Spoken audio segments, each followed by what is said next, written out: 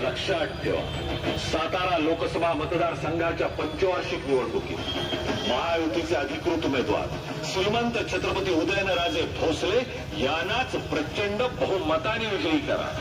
मतदान मंगळवार दिनांक 7 मे 2024, वेळ सकाळी 7 ते सायंकाळी 5:30 पर्यंत।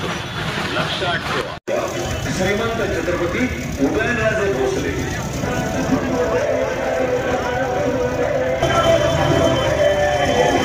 छत्रपती उदयनराजेंना निवडून देऊया, साताऱ्याचा विकास साधूया। आता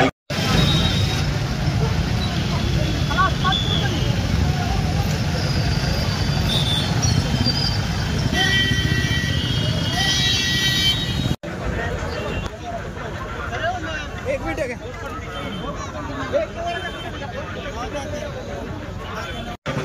लोककल्याणाचा वारसा आणि प्रत्येकाच्या क्षमतेचा आदर करून पुढे जाण्याची परंपरा कायम राहणारा जिल्ह्यातील जनतेला नेहमीच गृहीत धरता येईल।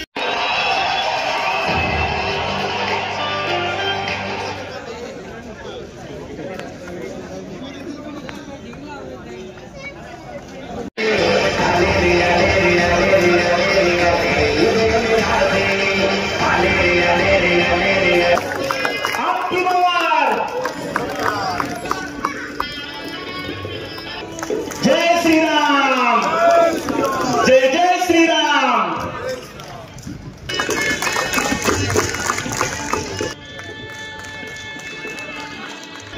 अप्पासू गायकवाड यांचा या पुस्तकाची प्रस्तावना भारतीय जनता पार्टीचे प्रदेशाध्यक्ष माननीय चंद्रशेखरजी बावनकुळे यांनी लिहिलेली आहे आणि नगरसेवक पदापासून आमदार, मंत्री आणि नंतर खासदार अशा विविध पदांना न्याय देण्याचं काम छत्रपती श्रीमंत उदयन महाराजांनी आपल्या कारकिर्दीमध्ये केले। या मतदारसंघात देखील काम करत असताना सगळ्यांना समान न्याय देण्याच्या बाबतीमधली भूमिका ही छत्रपती श्रीमंत उदयन महाराजांनी मागच्या कालावधीमध्ये घेतली आणि काम करत असताना त्यांचा एक स्वभाव आहे की खऱ्याला खरं म्हणायचं आणि एखादी गोष्ट चुकीची असेल तर ती गोष्ट चुकीची म्हणायला महाराजसाहेब कधीही पुढं मागं पाहत नाही। आणि त्यामुळे आपण सगळ्यांनी मागा अनुभवलेलं आहे की महाराज साहेबांना आपण निवडून दिल्यानंतर देखील मार्ग योग्य नाही असं ज्या वेळेला महाराज साहेबांना वाटलं, ज्या वेळेला त्या पक्षाची देहधोरणं त्यांना पटली नाही, देशाच्या विकासासाठी काय गरजेचं आहे याचा विचार करून छत्रपती श्रीमंत उदयन महाराजांनी निवडून गेल्यानंतर 3 महिन्यामध्ये आपल्या पदाचा राजीनामा दिला। सत्तेचा पदाचा मोह त्यांनी केला नाही आणि छत्रपती श्रीमंत उदयन महाराज हे आदरणीय मोदीजींच्या पाठीशी उभं राहण्याच्या बाबतीमधली भूमिका घेऊन तुमच्या समोर आले। आता सातत्यानं केंद्र सरकारच्या माध्यमातून विविध विकास कामं ते या भागासाठी करायचा प्रयत्न करत आहेत। आज या जिल्ह्यामध्ये तब्बल 9,900 कोटी रुपयाची कामं ही छत्रपती उदयन महाराजांच्या माध्यमातून आलेली आपल्याला दिसतात। मग ती नॅशनल हायवेची कामं असतील किंवा स्टेट हायवेची कामं असतील, केंद्र सरकारच्या माध्यमातून पाणी पुरवठा योजनांना मोठ्या प्रमाणावर निधी देण्याचं काम असेल किंवा राज्य सरकार आणि केंद्र सरकारच्या संयुक्त विद्यमानं जी कामं होणं गरजेचं आहे ती कामं करण्याच्या बाबतीमधलं काम त्यांचं असेल. केंद्रामध्ये त्यांचा उत्तम संपर्क हा देशामधल्या सगळ्या नेत्यांशी, आदरणीय गडकरी साहेबांच्या माध्यमातून देखील ओव्हरब्रिजची जी कामं आहेत ती मोठ्या प्रमाणावर करण्याचा प्रयत्न आदरणीय छत्रपती उदयन महाराजांनी केला. कराड शहरामध्ये 14 लेनिंग रस्ता आता होताना आपण प्रत्यक्ष पाहतोय आणि त्या 14 लेनिंग रस्त्याला सुद्धा अतिरिक्त निधी मंजूर करून देण्याच्या बाबतीमधला प्रयत्न हा छत्रपती श्रीमंत उदयन महाराजांनी केला. उमरतच्या पुलाचे प्रश्न असतील किंवा आपल्या मलकापूरमध्ये जाणाऱ्या फ्लायओव्हरचे प्रश्न असतील ते सगळे छत्रपती श्रीमंत उदयन महाराजांनी सोडवले. वेळ प्रसंगी आपल्यामधले जे शिष्टमंडळ आहे ते गडकरी साहेबांपर्यंत पोहोचवण्याचं काम देखील छत्रपती उदयन महाराजांनी केलं. आणि आज सातारा शहरामध्ये मोठ्या प्रमाणावर ग्रेड सेपरेटरचं काम असेल, शहरातल्या रस्त्यांचं काम असेल, पाणी पुरवठा योजनेचं काम असेल, सगळी कामं ही छत्रपती उदयन महाराजांच्या प्रयत्नामधनं झालेली आपल्याला दिसतात. सातारा शहराच्या पाण्याच्या प्रश्नाच्या बाबतीत देखील त्यांनी खूप मोठं काम मागच्या कालावधीमध्ये राज्य सरकारच्या माध्यमातून केलं. आणि त्यामुळं आपल्याला एक असा नेता निवडून देणं गरजेचं आहे ज्यांचा आदरणीय मोदीजी ऐकतात, ज्यांच्या माध्यमातून केंद्र सरकारचा निधी मोठ्या प्रमाणावर आपल्याला येऊ शकतो, राज्य सरकारचा निधी आपल्याला मोठ्या प्रमाणावर येऊ शकतो. आणि आपल्याला सगळ्यांना एका गोष्टीचा अभिमान वाटला पाहिजे की मागच्या 10 वर्षापासून आपण मोदीजींची सभा घेण्यासाठीचा प्रयत्न करतो. 2014 पासून आपला प्रयत्न चालू आहे की एकदा मोदीजींची सभा व्हावी.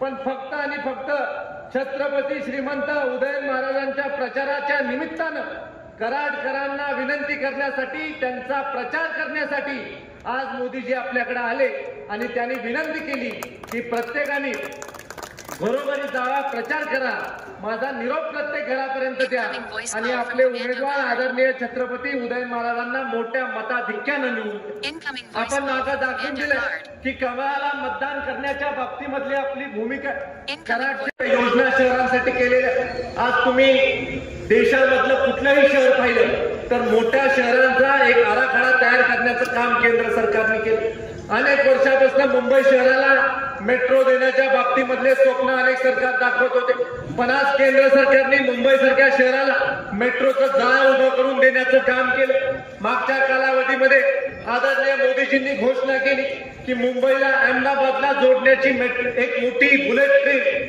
ही देखील आपण जपान गव्हर्नमेंटच्या सहकार्याने करू आणि जपान सरकारच्या सहकार्याने एक बुलेट ट्रेन ही देखील मोदीजींच्या माध्यमातून तयार होताना आपण आपल्या डोळ्यांनी पाहतो. आज पुणे मेट्रो असेल, नागपूर मेट्रो असेल, मुंबई सारख्या शहरामध्ये इथेनॉलवर चालणाऱ्या बसेस असतील, नागपूर सारख्या शहरामध्ये इथेनॉलवर चालणाऱ्या बसेस असतील, अशा प्रकारचे दूरदृष्टिकोन ठेवून एक चांगला या भागाचा विकास करण्यासाठी, शहरांचा विशेषतः विकास करण्यासाठीचा प्रयत्न हा केंद्र सरकारच्या माध्यमातून होताना आपल्याला दिसतो.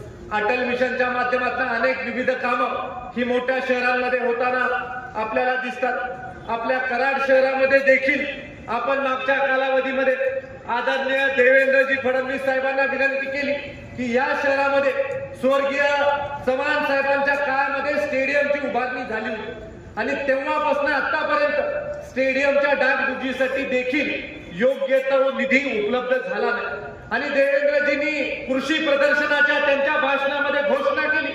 त्यांनी सांगितलं की अतुलराव तुम्ही मागणी केली आणि छत्रपती उदयन महाराजांनी देखील त्या मागणीला पूर्ण ताकद दिली आणि त्यामुळं मी छत्रपती उदयन महाराजांच्या मागणीवरून कराडच्या छत्रपती शिवाजी महाराज स्टेडियमला भरघोष निधी येणाऱ्या काळामध्ये उपलब्ध करून दिला. अशा प्रकारची घोषणा ही देखील उदयन महाराजांच्या मागणीवरनं आदरणीय देवेंद्रजींनी केली. माझी खात्री आहे की आचारसंहिता संपल्यानंतर बजेट सेशन मध्ये निश्चित राज्य सरकारच्या माध्यमातून आपल्या स्टेडियमला न्याय देण्याचं काम देवेंद्रजी फडणवीस साहेबांच्या माध्यमातून झाल्याशिवाय राहणार. या मतदारसंघाला मोठ्या प्रमाणावर विकास निधी भारतीय जनता पार्टीने उपलब्ध करून दिलेला. भारतीय जनता पक्षाने 434 कोटी रुपयाचा निधी महायुतीच्या सरकारच्या माध्यमातून उपलब्ध करून देण्याचं काम मागच्या कालावधीमध्ये केलेले.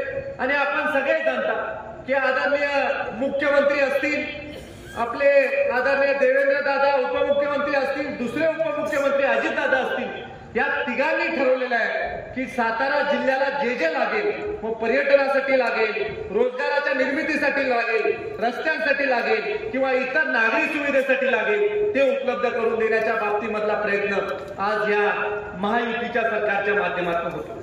बरेच वेळेला आपल्याला प्रश्न पडतो की आपण खासदार निवडून देत असताना काय निकष ठेवले पाहिजे. तर मला आपल्याला खऱ्या अर्थानं सांगायचंय की आपण खासदार निवडून देत असताना निकष एवढेच ठेवले पाहिजेत की आपले जे खासदार आहेत ते आपले विचार लोकसभेमध्ये मांडू शकले पाहिजे. आपले जे खासदार आहेत ते लोकसभेमध्ये जाऊन आपले प्रश्न सोडवण्याची क्षमता त्यांच्यामध्ये असली पाहिजे. आपले जे खासदार आहेत त्यांचं केंद्र सरकारच्या नेतृत्वाशी सलोख्याचे संबंध असले पाहिजेत. आपले जे खासदार आहेत त्यांना दूरदृष्टिकोन असला पाहिजे या भागाच्या विकासासाठी, या लोकांच्या विकासासाठी. परवा देखील आदरणीय मोदीजींच्या भाषणाच्या आधी आदरणीय छत्रपती उदयन महाराजांनी काही महत्वपूर्ण मुद्दे मांडले. त्यामध्ये एक महत्वपूर्ण मुद्दा त्यांनी मांडला, त्याचा देखील उल्लेख मी आज करू इच्छितो की हर हर कृष्णेसारखा प्रकल्प, जसा गंगेचा प्रकल्प आदरणीय मोदीजींनी केला, तसा कृष्णा नदीचा प्रकल्प, जी नदी आपल्याला जीवनदान देते, ज्या नदीच्या माध्यमातून या परिसराचा विकास झालाय आणि ज्या नदीच्यामुळे या परिसरामध्ये सुजलाम सुफलाम आपण झालेलो आहे, त्या नदीची सेवा करण्याची मानसिकता ही आपले उमेदवार छत्रपती श्रीमंत उदयन महाराजांनी ठेवली.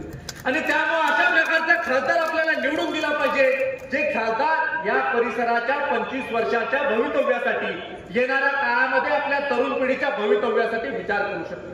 त्याने उल्लेख केला की मला या परिसरामध्ये IT पार्क उभा करायचा आहे, मला या परिसरातल्या तरुणांच्या हाताला काम देण्याच्या बाबतीमधला प्रयत्न करायचा आहे. आणि त्यामुळे त्यांनी आपलं विजन हे आपल्या समोर ठेवलेलं आहे. आणि त्यामुळे आपली सगळ्यांची जबाबदारी आहे की आपण सगळ्यांनी एकत्रित येऊ. राजू बाबा असतील, भारतीय जनता पार्टीचे नगरसेवक असतील, कार्यकर्ते असतील, शिवसेना शिंदे गटाचे कार्यकर्ते असतील, राष्ट्रवादी काँग्रेस पार्टीचे कार्यकर्ते असतील, रासपचे कार्यकर्ते असतील, बळीराजा शेतकरी संघटनेचे कार्यकर्ते असतील, रयत क्रांती संघटनेचे कार्यकर्ते असतील, जितके म्हणून आपले घटक पक्ष आहेत त्या सगळ्या घटक पक्षांनी, RPI सारखा आपला पक्ष असेल जो ताकदीनं आज कामाला लागलाय, असे सगळे घटक पक्ष आपले ताकदीनं छत्रपती श्रीमंत उदयन महाराजांच्या पाठीशी उभे राहिले पाहिजेत. आणि खऱ्या अर्थानं मला खात्री वाटते की कराड दक्षिण विधानसभा मतदारसंघामधून महाराज साहेब आम्ही निश्चित स्वरूपी तुम्हाला आघाडी दिल्याशिवाय राहणार नाही, एवढी विनंती, एवढी सगळ्या कार्यकर्त्यांच्या वतीनं मी तुम्हाला आश्वस्त करू इच्छितो. मी सगळ्यांना विनंती करतो की शेवटचे 4 दिवस आपले प्रचाराचे राहिलेले आहेत, आपण सगळ्यांनी ताकदीनं प्रत्येक घरामध्ये गेलं पाहिजे. मोदीजींचा जो निरोप आहे तो प्रत्येक घरापर्यंत पोहोचवला पाहिजे आणि भरघोष मताचा टक्का वाढवण्याचं काम केलं पाहिजे. डॉक्टर बाबासाहेब आंबेडकरांनी जी आपल्याला सूचना केलेली आहे की आपण मतदानाच्या प्रक्रियेमध्ये सहभागी झालं पाहिजे, त्यांनी घटना बनवून आपल्याला बलशाली केलेलं आहे. त्या डॉक्टर बाबासाहेब आंबेडकरांच्या घटनेचं वंदन करायचं काम आपण येणाऱ्या 7 मेच्या निवडणुकीच्या निमित्तानं करायचंय. एवढंच आवर्जून या कार्यक्रमाच्या निमित्तानं सांगून थांबतो. जय हिंद, जय महाराष्ट्र. यानंतर फक्त प्राचार्य या सातारा जिल्ह्याची एक आगळीवेगळी ओळख आहे, एक आगळीवेगळी परंपरा आहे, एक चळवळीचा जिल्हा म्हणून या जिल्ह्याचा उल्लेख केला जातो, या जिल्ह्याकडे पाहिला जातो. या जिल्ह्यात, या भूमीत अनेक चळवळी जन्म घेतला. स्वातंत्र्याची चळवळ असेल, स्त्रियांच्या शिक्षणाची चळवळ असेल, पत्री सरकार असेल, सत्यशोधकांची चळवळ असेल, असंख्य चळवळीचा हा जिल्हा. आणि या जिल्ह्याने संपूर्ण ह्या महाराष्ट्राला नव्हे तर संपूर्ण देशाला दिशा देण्याचं काम केलं. आणि अशा या जिल्ह्याच्या बाबतीत ज्या वेळेस आपण विचार करतो की अनेक वर्षापासून ज्यांना आपण निवडून दिलं, त्या पक्षाला आपण निवडून दिलं, त्या पक्षाने नेमकं केलं काय, त्या ठिकाणी नावं ठेवण्याकरता मी आपल्या समोर उभा नाही, पण निश्चितपणे जी वस्तुस्थिती आहे त्याची मांडणी करणं हे माझं मी कर्तव्य समजतो. जवळपास 50-55 वर्ष तुम्ही आम्ही सगळ्यांनी काँग्रेस आणि मित्र पक्षांना निवडून दिलं, पण मात्र या 55 वर्षाचा कालावधी जर पाहिला तर नेमकं काय घडलं आणि घडण्याचं कारण काय ह्यावर सुद्धा प्रकाश आपल्याला टाकावा लागला. या संपूर्ण 50 वर्षाच्या कालावधीमध्ये जर काय घडलं असेल तर महात्मा गांधींचे जे विचार होते त्याला तिलांजली देण्याचं काम घडलं. पण महात्मा गांधी त्या काळात पंचायत राजची संकल्पना मांडली होती. संकल्पना काय होती की जोपर्यंत सत्तेचं विकेंद्रीकरण होत नाही आणि विकेंद्रीकरण होऊन सर्वसामान्य माणसांच्या हातात सत्ता स्थानं दिले जात नाही तोपर्यंत खऱ्या अर्थाने लोकशाही या देशात नांदणार नाही. आणि या 50-55 वर्षाच्या कालावधीत आपण जरा वळून पाहा की नेमकं या उलट सगळं झालं. सत्तेचं विकेंद्रीकरण तर लांब राहिलं, पण मात्र मोठ्या प्रमाणावर सत्तेचं केंद्रीकरण झालं. आणि जेव्हा केंद्रीकरण होतं त्यावेळेस संपूर्ण अधिकार एका विशिष्ट लोकांकडे असतात आणि मग लोकांना सोयीप्रमाणे त्यांचा लोकांचा समाजाचा लोकशाहीतले तुमच्यासारख्या राजांचा स्वतःच्या सोयीसाठी सोय करतात, स्वतःच्या स्वार्थाकरता स्वतःच्या संपूर्ण त्यांचा वापर केला जातो, त्यांना वापरलं जातं. हेच नेमकं घडत आलं. 1, 2, 3 असं बघता अनेक वर्ष पार पडले. लोकांमध्ये त्या काळात अनेक घोषणा दिल्या गेल्या, जसं मगाशी दिलीपराव कांबळेंनी सांगितलं, गरिबी हटाव, देश बचाव, जय जवान जय किसान, या घोषणाच लावून गेल्या. आणि त्यामुळे लोकांनी ज्या अपेक्षांनी ज्या काँग्रेसला त्यांच्या मित्र पक्षांना निवडून दिलं तर त्यांच्या मोठ्या प्रमाणावर असंतोष निर्माण झाला. त्याचं रूपांतर एका चळवळीत झालं. ही चळवळ जी निर्माण झाली ही का झाली, त्याला कोणी खतपाणी घातलं नव्हतं, पण लोकांना त्यांच्या मूलभूत ज्या गरजा होत्या तेवढ्या सुद्धा त्यांना मिळत नव्हत्या किंवा त्यांच्यापासून त्यांना वंचित ठेवण्यात आलं. आणि त्यामुळं मोठा उठाव या देशभरात झाला. आणि संविधाना बाबतीत जे बोलतात की संविधान आम्ही म्हणजे भारतीय जनता पक्ष आणि युती शासन महायुती सरकार हे बदललं. खरं तर संपूर्ण त्या काळात एमर्जन्सी लागू करून त्या काळात काँग्रेसच्या ज्येष्ठ नेत्या पंतप्रधान इंदिरा गांधींनी त्या संपूर्ण कॉन्स्टिट्यूशन म्हणा की संविधान याचा संपूर्ण खात्मा करून टाकला. जो कोण स्वतः ज्याच्यावर अन्याय होतो तो निश्चितपणे आवाज उठवतो. कारण ज्या वेळेस आपण आपल्या लोकप्रतिनिधींना निवडून देतो तेव्हा त्या लोकप्रतिनिधींकडनं तुमच्या लोकांच्या अपेक्षा असतात आणि नेमकं त्याकडे दुर्लक्ष केलं गेलं एवढे वर्ष. आणि त्यामुळं ज्यांनी होणारा अन्याय त्यांनी त्याच्या विरोधात आवाज उठवल्यानंतर त्यांना जेलमध्ये पाठवण्यात आलं. संपूर्ण दामटून ठेवण्याचं काम केलं. ही वस्तुस्थिती आहे.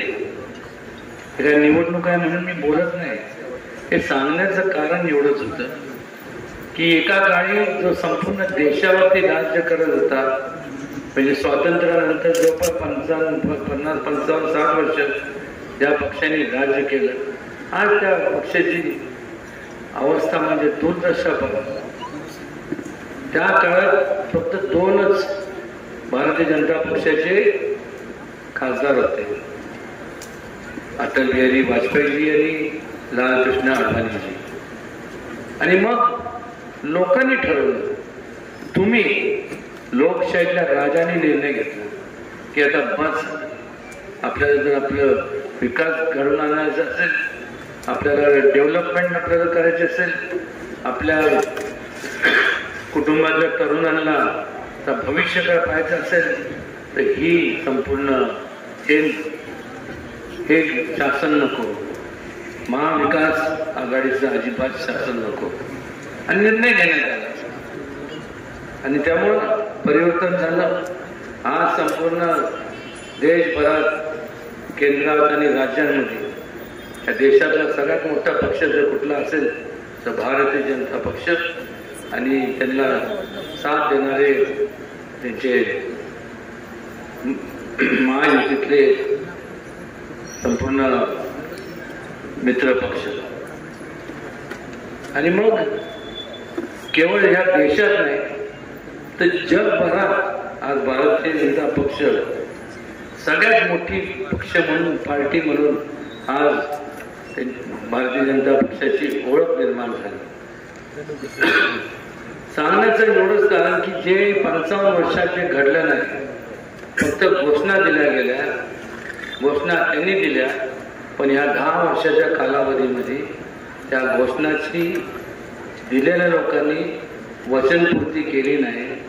पण त्याची वचनपूर्ती म्हणा, ते अंमलात किंवा ते पूर्ण जर कोणी केले असेल तर मला अभिमानाने सांगावंच वाटतं की भारतीय जनता पक्ष आणि महायुतीने या संपूर्ण त्या पूर्ण केल्या. गरिबांच्या बद्दल बोललं गेलं, पण कुठलीही उपाययोजना आखली गेली नाही. त्याचबरोबर जवानांच्या बाबतीत बोललं गेलं, शेतकऱ्यांच्या बाबतीत बोललं गेलं, शेतकरी म्हणजेच किसानच्या बाबतीत बोललं गेलं, पण कुठल्याही प्रकारची योजना आखली गेली नाही. पण मात्र भारतीय जनता पक्षाने एक स्थिर सरकार जेव्हा असतं त्यावेळेस एक प्रकारचं नियोजनबद्ध कार्यक्रम राबवता येतो आणि संपूर्ण या देशातल्या जे दुर्लक्षित, दुर्गम भागात राहणारे आणि जे लोक आहेत, जो वर्ग आहे, महिलांचं सक्षमीकरण असेल, त्याचबरोबर तरुणांचं एम्पॉवरमेंट असेल, मेक इन इंडिया असेल, क्रीडा क्षेत्र असेल, अशा वेगवेगळ्या क्षेत्रामध्ये मोठ्या प्रमाणावरती आपण जर पाहिलं तर मोठ्या योजना राबवल्या गेल्या. आज संपूर्ण प्रत्येकाला एक आशेचं किरण आता नजरेसमोर दिसायला लागले आणि ते सुद्धा मोदीजींच्या कुशल नेतृत्वाखाली भारतीय जनता पक्ष आणि मित्र पक्षाच्या मुळे आज ही परिस्थिती निर्माण झाली. आणि दुसऱ्या बाजूला जर आपण पाहिलं महाविकास आघाडी, मला तर आवर्जून कधी कधी असं वाटतं की ती महाविकास नाही, महाभकास आघाडी आहे. कारण ज्या वेळेस कुठलंही काम न करता लोकांसमोर जाण्याचं धाडस हे लोक कसे करतात हे आपण त्यांना तेव्हा तुमच्याकडे त्यांना आवर्जून विचारणं गरजेचं आहे. आणि मग स्वतःचा नाकर्तेपणा किंवा कुठलेही नाकर्तेपणा घडवण्याकरता मग एकच गोष्ट होते, ते म्हणजे दुसऱ्याला नावं ठेवणं. त्यांनी असंच केलं, ते संविधान बदलणार आहे आणि ते तसेच आहे, जातीवादी पक्ष आणि त्यांना जवळ करू नका. त्याचबरोबर संपूर्ण मुस्लिम समाजाच्या विरोधातला हा पक्ष आहे. मला आवर्जून या ठिकाणी मला कळत नाही की मगाशी सुरुवातीला प्रास्ताविक त्यांनी केलं, त्यांनी थोडक्यात त्यांनी सांगितलं, पण 23 मार्च 94 तुम्ही बघा तुमच्या गुगलवरती किंवा तुम्ही जावा, शोध घ्या, कम्प्युटरवरती जावा, तुम्हाला सगळं त्याच्यात इतिहास मिळेल. 23 मार्च 94 त्यांनी एक नोटिफिकेशन काढलं. गव्हर्नमेंटचं GR पण नाही, नोटिफिकेशन. आणि काय केलं तर त्यात त्यांनी संपूर्ण आज जे जाती जातीमध्ये तेढ जे निर्माण झालेले पाहत हे तेढ निर्माण करायचं पाप त्यांनी केलं. मंडल आयोगाचे त्यावेळेस BP सिंग हे पंतप्रधान होते. त्यावेळेस मंडल आयोग त्यांनी बनवलं, तयार केला. मंडळ आयोग म्हणजे काय, आर्थिकदृष्ट्या दुर्बल यांना संपूर्ण सवलती दिल्या जाव्यात. पण झालं काय, त्याचा अर्थ काय काढला की फक्त मागासवर्गीय लोकांकरता ते लागू केलं. अत्यंत चुकीचं आहे. कुठल्याही जाती जमातीतला माणूस जरी असला आणि आर्थिकदृष्ट्या दुर्बळ असला त्या क्रायटेरिया खाली, त्या मुद्द्याखाली प्रत्येकाला ती सवलत शैक्षणिक असेल, चांगलं घरकुलची असेल, ती प्रत्येकाला मिळाली पाहिजे. त्या संपूर्ण देशातल्या प्रत्येक जे नागरिक आहे त्याला एक चांगलं जीवन जगण्याचा, तुम्हाला आम्हाला सगळ्यांना जीवन जगण्याचा अधिकार आहे. हेच तर विचार छत्रपती शिवाजी महाराजांनी त्या काळात दिले होते. समतेचा विचार दिला, सर्व धर्म समभावाचा विचार दिला. आणि ह्यांनी तर एवढं सगळं स्वतःच्या म्हणजे समाजाचा विचार न करता एक ते राजे होते ज्यांनी लोकांचा कल्याणाचा विचार केला आणि त्या दिशेने वाटचाल केली. आणि होणारा अन्याय सगळ्यांना एकत्रितपणे एकत्र करून हा परकीय आक्रमण परतवून लावले. आणि लोकांचा सहभाग लोकशाही राज्यकारभारामध्ये झाला पाहिजे, ही लोकशाहीची कल्पना त्यावेळेस महाराजांनी मांडली.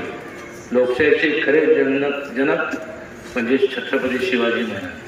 आणि ह्या बाजूला आपण जर पाहिलं तर काय पाहिलं जायचं की त्या देशाचा जेवढा विस्कळीतपणा आणून ठेवला, जाती म्हणजे तेढ निर्माण केली, दरार निर्माण झाली, माणसात माणूस ठेवला नाही.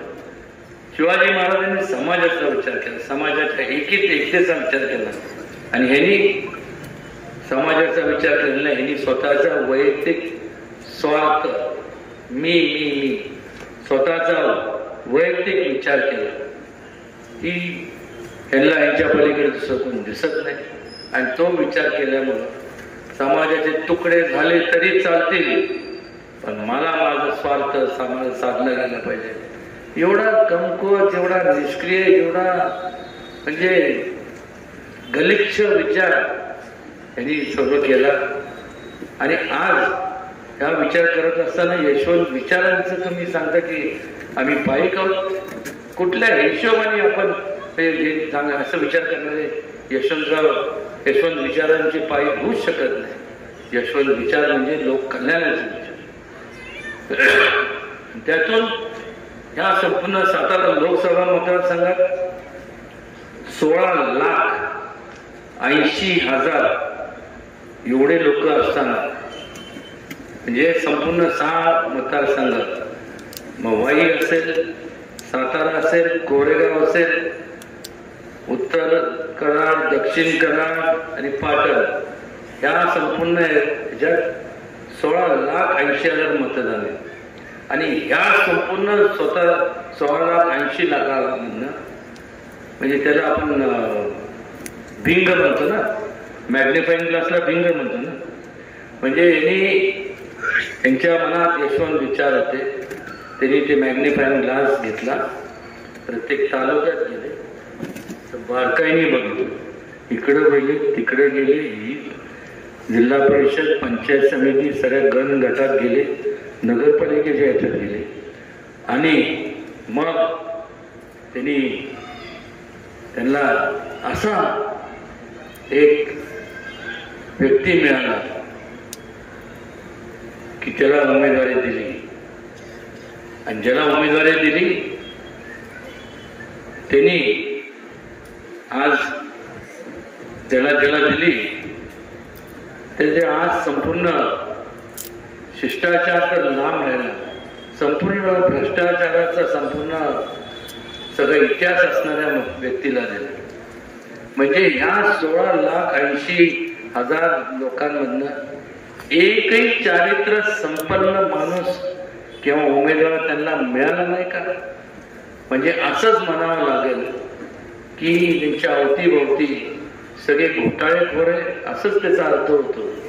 कारण की शोधत असताना तर त्यांना असा उमेदवार मिळाला. फार बोलण्यापेक्षा मला एकच आपल्याला सांगायचं वाटतं की मागच्या जन्मी माझ्याकडनं थोडंसं किंचित जास्त पुण्याचं काम घडलं असावं, म्हणून एवढ्या मोठ्या घराण्यात जन्माला माझा योग आला. हे योगायोगाच्या गोष्टी माझ्या ठिकाणी तुम्ही कोणी पण असतो आणि मग तुम्ही असता तर नीट ऐका मी काय म्हणतोय ते.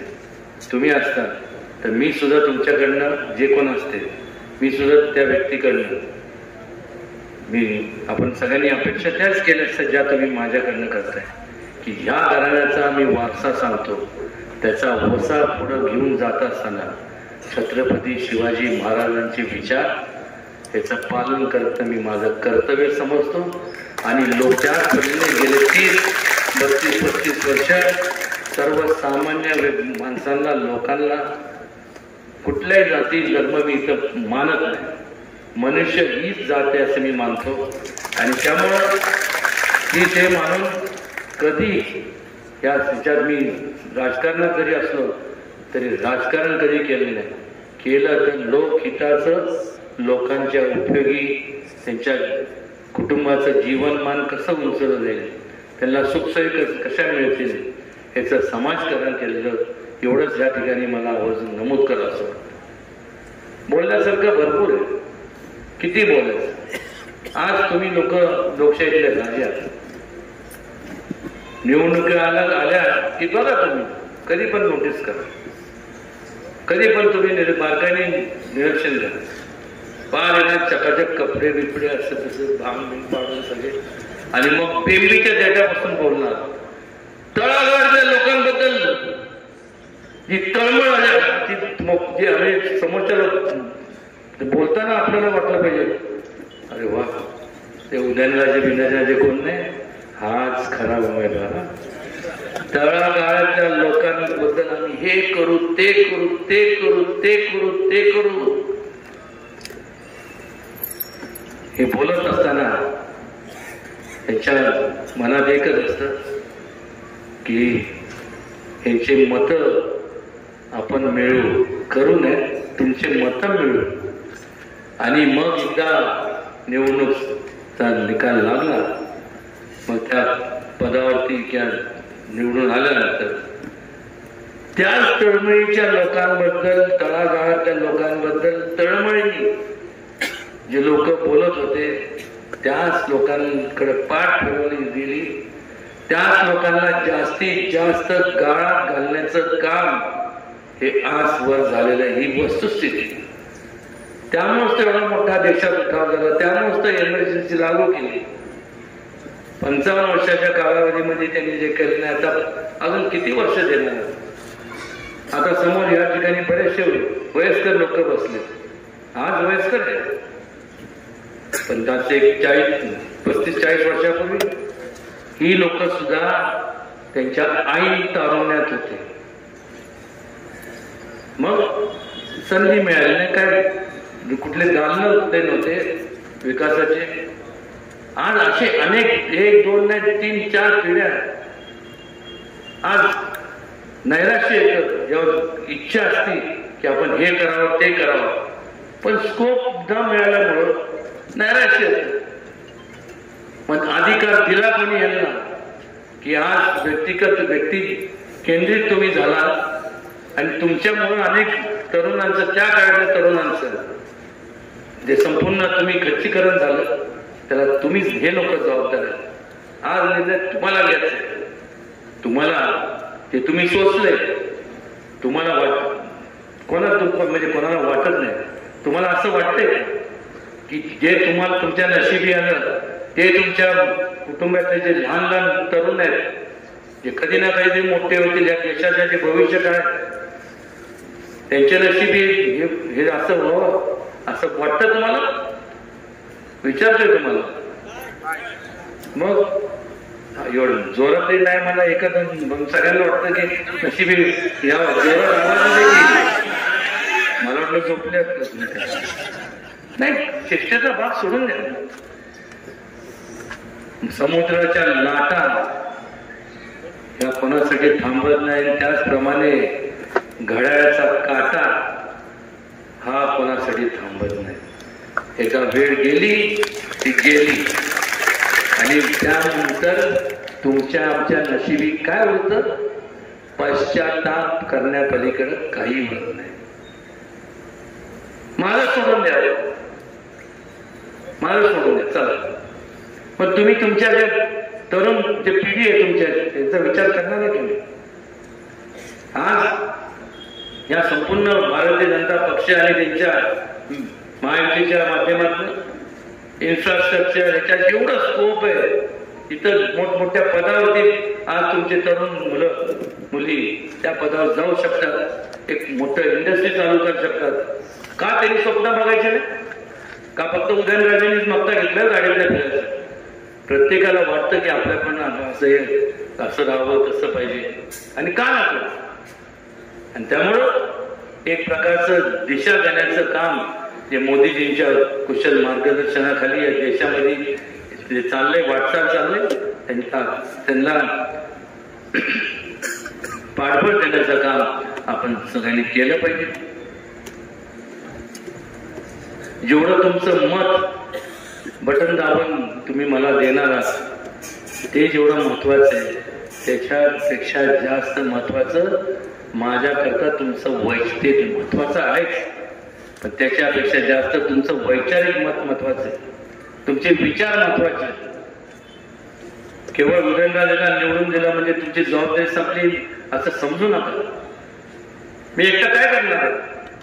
तुमच्यासारखाच एक माणूस आहे. 2 हात 2 पाय 2 डोळे 1 नाक असं काय वेगळं. पण जेव्हा आपण एक टीम म्हणून काम करतो तुमच्या सूचना महत्वाच्या आहेत माझ्याकरता. कारण की तुम्ही ज्या ज्या भागात राहता तुमचे तिथल्या अडचणी तुम्हाला माहित आहे. तिथं आपण काय डेव्हलपमेंट केली पाहिजे हे तुम्ही मला सांगितलं तर तिथं त्या वेगाने त्या ठिकाणी आपण डेव्हलपमेंट करू. त्या ठिकाणी तुम्हाला तुमच्या या संपूर्ण शहराबद्दल काय तुमचे म्हणजे कल्पना आहेत त्या तुम्ही सांगितलं पाहिजे. एकत्र टीम म्हणून आपण काम करू. क्रिकेट हा गेम, फुटबॉल, बेसबॉल, हॉकी हे सगळे टीम स्पिरिटचे गेम आहे, टीम वर्कचे.